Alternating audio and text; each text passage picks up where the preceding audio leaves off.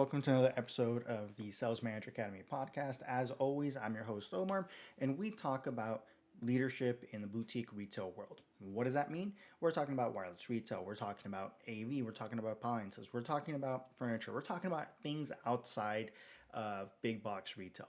Typically, it's a mix of not just products, but also services.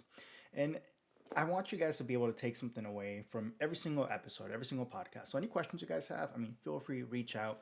Today, I just want to talk about the importance of just taking a little bit of time to do, just weekly coaching sessions. We're not talking about write ups. Remember, in our world, in the leadership world, a PIP is not the same as a write up. Okay. You need to step up your game. You need to really step in the shoes of being a leader. And that means actually taking time to invest in coaching and training and making sure that your team is actually adequate at what they're doing. And you have to have an idea that, hey, when I bring somebody brand new into the fold, even if they have experience, okay, that just means they're going to be able to ramp up faster. But I still have my milestones that I want them to be able to achieve because this is a different organization. Processes are different here. Departments work differently here. The go-to person is not going to be in the same department. They don't have that tribal knowledge that they used to have in their previous companies and the previous roles that they were with. So we still have to build that up. And all that does take a little bit of time. And it can be very aggravating. There is nothing worse than have somebody on your team who is very capable of being able to do the role, but not being able to actually excel because they don't know what they don't know. They're being held back. And oftentimes you're going to be surprised at how easy it is, how one little change is going to be a dramatic difference in performance. Okay. I've recently told you guys that I've been helping out with a company, and I've helped take one of the locations it's a brand new white space. Okay. And the store did great the first month they were open. And then the following 6 months, they just fell off a cliff, right? Jumped in August essentially to be able to help out, did some changes, and started implementing. Because you have to come in and understand that, especially if you're going into a new market, a new district, a new role with the company in a leadership capacity. You can't just come in from day one and be like, this is exactly what we're going to do. You have to understand what's going on first. You have to observe, you have to listen, you have to ask questions, and really take in what's going on. Okay? Is it an issue with the performance because we have the wrong people that don't have the right background? Is it a morale issue because they're not getting the support from the leadership and they feel that they're being thrown under the bus? Is it a knowledge gap? Right? What is the issue? Because it does take long to be able to find and replace people. We've talked about that in the past. It can take 6 to 8 weeks, typically on the fast side of things, to be able to replace your open recs. And going into fourth quarter, that you guys know that is one of the most difficult times to be able to do this, and because you also want to manage and take care of performance. And we're not even going to talk about what's going on in 2025 because you all know right now it's a shit show.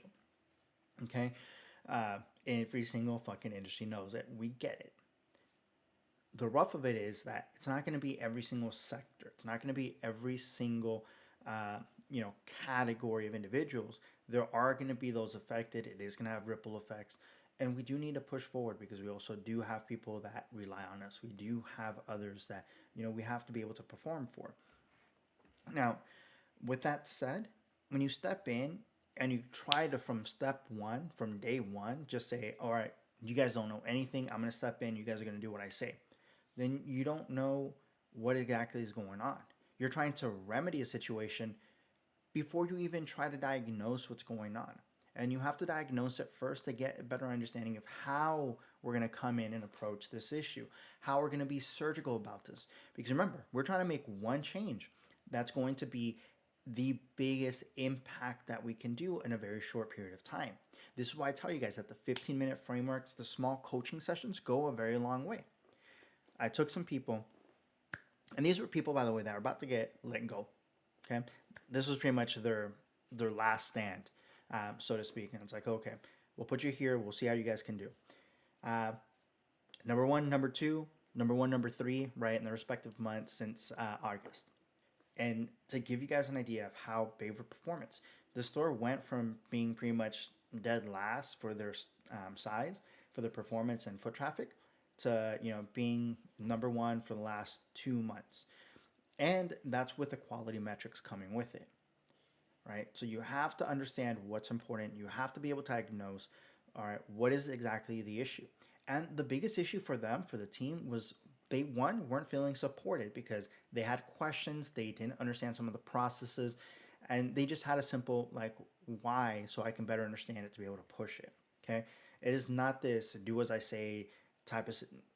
Let's go ahead and tackle this. Let's see what's holding you back, right? And then going through letting them know, as a leader, I'm there to support you, support your growth. I want you to be successful because I'm being selfish, because your success as a seller means I'm successful as a leader. There is nothing wrong with your team understanding that. Just as sellers, you need to be comfortable telling their people, their customers, their clients, like, hey, I work on commission, I work on a bonus, right? My goal is to make sure that you not only close, but more importantly, that you're happy with this so that you don't return or exchange it, right? Or cancel it, because I want to make sure I get paid. I want to make sure you're happy with this. And that's the most important thing. And I feel that a lot of people forget that. And that's where we have a lot of missteps. But once you become comfortable with that, it's easy. People come back asking for those people, especially when they're doing great and they feel confident in those roles. And they're only going to feel confident, really, when you have a leader that's going to be able to help them, that's got their back, letting them know, like, hey, if there's an issue, I got you. I'll step in and be able to help you with this. Okay. But let's go ahead and try to push forward. I want you, because I've seen it. You're capable of doing this. Let's go through and I'll help you with the rest of the things as we go. And you'll see it little by little. Okay. It's kind of like training wheels. They just have to do it a couple of times and then boom, the training wheels are off and they feel more confident to be able to push through and perform, get those sales without you as a leader needing to be there hawking every single time and just, being nitpicky about everything. It's a huge difference. That means when you go out, days off, on vacations, you don't have to worry about performance. They will perform. You don't have to constantly be hounding them like, hey, are you guys doing this? Are you guys doing that? They'll be able to do it. And they will feel more empowered because they know that, hey, if they got a question, yes, they can reach out. But they don't have to constantly do it. And that's the most important thing. And guys, at the beginning, you're doing a lot more work, yes. But it's just like farming. All the work's done at the beginning, and then when it's time for the fruits of the labor to actually, be taken, it's much easier. Okay? But you have to be able to nurture your people. And you do that by training and developing them. You do that by coaching. And you get feedback when you're coaching because then you can help answer questions. You can see where some of their struggles are. Don't go in and tell them this is what you're struggling with, this is what they have to be able to self-diagnose and you have to help develop them. Okay? And part of that is, yes, at first you'll have conversations and you might be the ones kind of showcasing because they may not know what they don't know yet. But as you're going through the coaching, as you're going through the form, you're able to see, all right, so we're going to pick 3 to 5 things that you want to excel at this month. And I want you to focus on only 3 of them. From those 3, I want you to pick one that's really going to engulf all 3, right? So for instance, in wireless, you're talking Adelines, you're talking new voice, gross ads, entertainment, tablets, things like that, right? So what can be one thing that's going to bridge all of them? Typically, people are going to choose things like data, tablets and watches, or entertainment because it's easy to be able to bridge to those and it's easy to have those conversations and sprout out to the others, okay? When you're talking about appliances, you're talking about not just what they're coming in for, but now you're talking about, well, what about, maybe a secondary kitchen, okay? A small kitchen, butler's pantry, right? Is essentially what they're going to be called. That or, other appliances in the house, or little things that they didn't realize that we could do, you could do, that's going to make a big difference in their quality of life, right?